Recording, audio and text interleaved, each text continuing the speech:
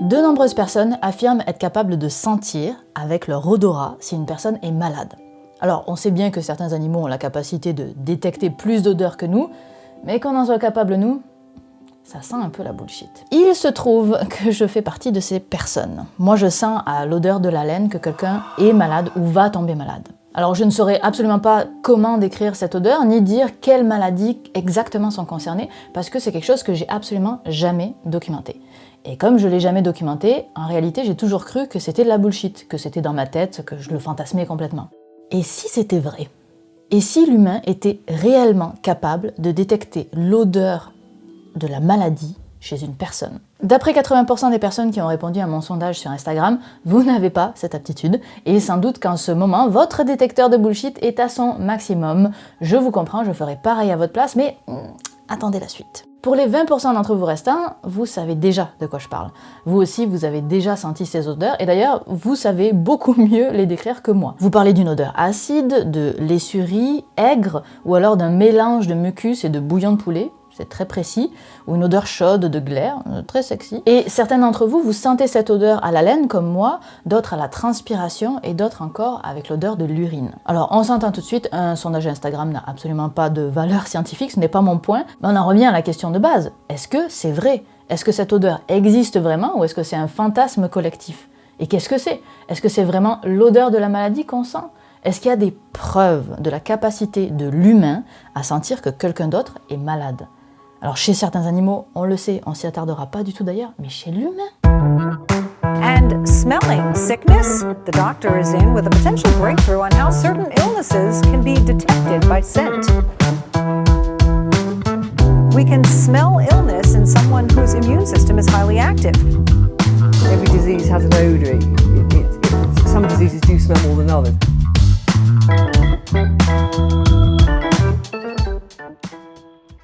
Voici Joy Milne. C'est une infirmière écossaise, aujourd'hui à la retraite, et il y a de nombreuses années, elle a commencé à sentir une mauvaise odeur sur son mari, une odeur musquée. Elle l'a accusé évidemment de ne pas se laver ou de pas assez se brosser les dents, mais rien n'y faisait, il sentait toujours aussi fort. Ça a duré de nombreuses années, et au bout de toutes ces années, son mari a été diagnostiqué de la maladie de Parkinson. Et après cette mauvaise nouvelle, elle l'a accompagné dans un groupe de soutien pour les personnes atteintes de la maladie. Et en entrant dans la pièce, l'odeur de son mari dont elle se plaignait depuis si longtemps embaumait la salle. Et c'est là qu'elle a compris. Elle a compris que ce qu'elle sentait, c'était la maladie qui s'installait chez son mari. Sauf qu'elle l'a senti des années avant que le diagnostic ne tombe. Cette femme est donc capable de sentir une maladie neurologique dégénérative. C'est assez incroyable. Mais tellement incroyable d'ailleurs, que son aptitude a été mise à l'épreuve par une équipe de scientifiques pour vérifier que c'était bien vrai. Ils ont alors monté une étude qui consistait à lui faire renifler des t-shirts et à deviner ceux qui avaient été portés par des personnes saines ou par des personnes atteintes de Parkinson. Sur les 12 t-shirts qu'elle a humés, elle a eu 11 bonnes réponses. Ce qui est en soi une excellente capacité de détection. Mais pour le 12e t-shirt, elle avait identifié son porteur comme étant atteint de Parkinson alors qu'il était sain. Sauf que cette personne avait bien Parkinson. Elle n'avait simplement pas été encore diagnostiquée. Donc, Madame Milne, avec son odorat exceptionnel, a eu en réalité 100% de réussite.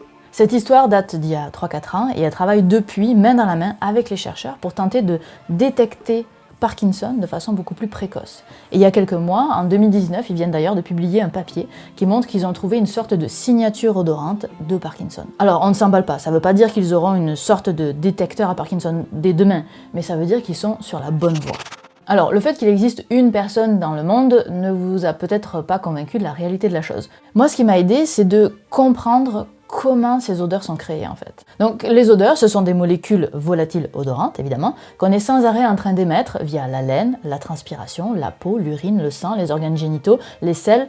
Bref, vous avez compris, nous sommes une boîte à odeurs ambulante. Et d'ailleurs parfois, malade ou pas, on sent bien qu'une personne vient de passer à l'odeur. Ces odeurs dépendent de l'âge, de nos habitudes alimentaires, de notre sexe, de notre physiologie, de notre hygiène, c'est évident, possiblement aussi de notre patrimoine génétique, et enfin, c'est ça qui nous intéresse le plus, de l'activité de notre système immunitaire, ou par des infections, des désordres métaboliques. Tous ces déséquilibres, en fait, ce qu'ils font, c'est qu'ils changent la répartition de certaines molécules odorantes, ou même, ils amènent la production de nouvelles molécules qui, elles aussi, sont odorantes. Donc, notre odeur, de la laine, la transpiration, l'urine, peu importe, elle change quand on tombe malade. Et ça c'est vrai, et je pense que vous pouvez le concevoir. Alors après que notre odeur change, c'est une chose. Qu'on puisse détecter ce changement, nous, humains, ça en est une autre. Faut dire que ça fait pas du tout partie de notre quotidien aujourd'hui, mais en fait, ça fait bien longtemps qu'on sait que les personnes malades dégagent une odeur particulière. Déjà dans le temps d'Hippocrate, donc là on parle de 4 siècles avant notre ère, ou de Galien, 2 siècles après notre ère, qui sont 2 médecins quand même vraiment importants dans l'histoire de la médecine, eux utilisaient l'odeur pour faire leur diagnostic. Avec quel succès, ça, l'histoire ne le dit pas. Alors aujourd'hui, c'est une pratique qui, à ma connaissance, est plutôt perdue. Je ne me suis personnellement jamais fait sniffer par mon docteur. Mais si vous travaillez dans le monde de la santé, dans le monde médical, n'hésitez pas à venir partager votre expérience en commentaire. Est-ce que vous utilisez votre odorat dans votre pratique? Et si oui, comment? Est-ce que vous pouvez décrire ces odeurs? Et en fait, il y a plein de maladies qui ont des odeurs qui sont connues et documentées. Quelqu'un qui a le diabète a une haleine qui sent la pomme pourrie ou le dissolvant à vernis à ongles, visiblement. Un schizophrène, son odeur corporelle rappelle la moufette. Une personne porteuse de la fièvre jaune sent la boucherie. La fièvre typhoïde, ce sera une senteur de pain cuit. La leucémie s'accompagne d'une haleine sucrée et la liste est très très longue. L'odeur de la maladie, en fait, c'est quelque chose de très varié.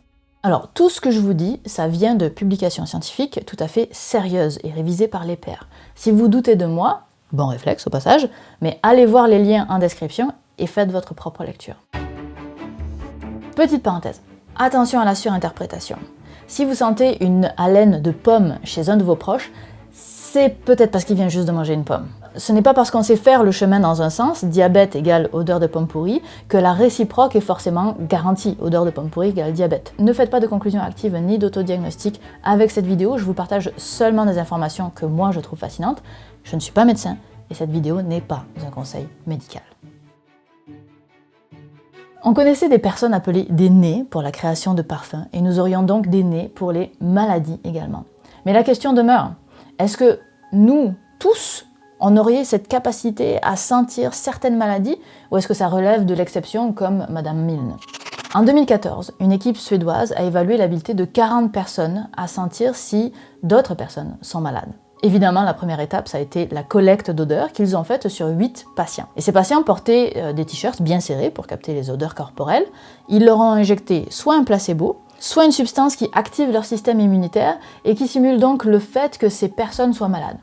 Et ils ont ensuite prélevé l'odeur de leur t-shirt. Ces échantillons d'odeurs ont été donnés aux 40 personnes testées, qui devaient donc indiquer l'intensité de l'odeur, donc à quel point elle est forte, mais aussi à quel point l'odeur est plaisante et à quel point la personne qu'ils sentent semble être en bonne santé. Résultat, les 40 personnes ont noté les personnes malades comme ayant systématiquement une odeur plus forte, moins plaisante et moins en santé que les odeurs des t-shirts portés avant qu'ils ne soient malades ou par le placebo. Et les résultats sont statistiquement significatifs. Au final, les chercheurs concluent que les personnes qu'ils ont rendues malades n'ont pas simplement plus transpiré, mais qu'il existe bel et bien une odeur particulière liée à la maladie, et dans leur cas spécifique à eux, liée à l'activation du système immunitaire. Et en fait, aujourd'hui, tout l'enjeu de la recherche sur les odeurs des maladies, c'est pas tant de détecter qu'il y a eu un changement d'odeur chez une personne, parce que ça arrive absolument tout le temps au cours de la vie, mais c'est plutôt de détecter exactement le bon changement d'odeur.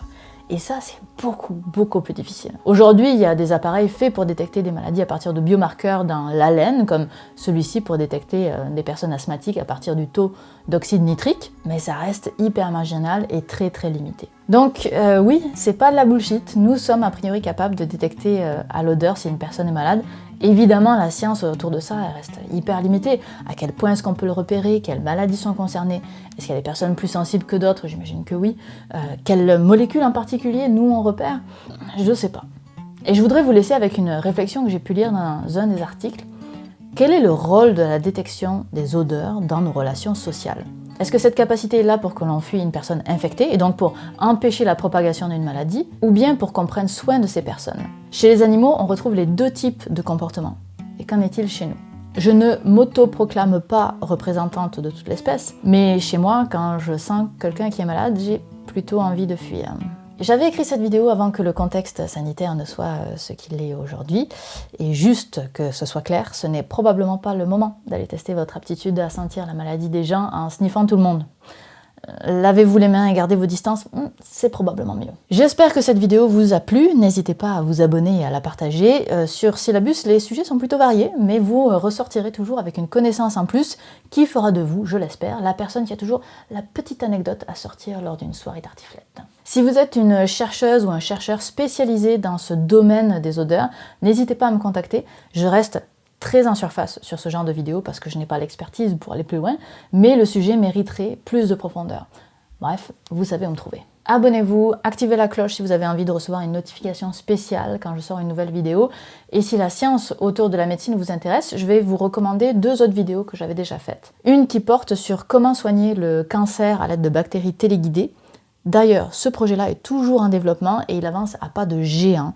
Je le souhaite de tout cœur qu'il se rende jusqu'à la commercialisation. Si ça arrive, je pense que je vous ferai une nouvelle vidéo, mais ce serait incroyable. Sinon, je vous renvoie aussi vers la vidéo sur les organoïdes qui parle de comment recréer des organes. Et ça, c'est un défi assez fou, mais lui aussi est extrêmement prometteur. Nous, on se retrouve les 1er et 3e mercredis du mois comme d'habitude. Je vous dis à la prochaine.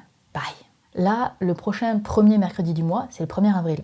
Je ne vais pas publier un 1er avril. Tout le monde va croire que je fais un poisson d'avril. Alors je publierai probablement le lendemain à la place. On va faire comme ça, ok ?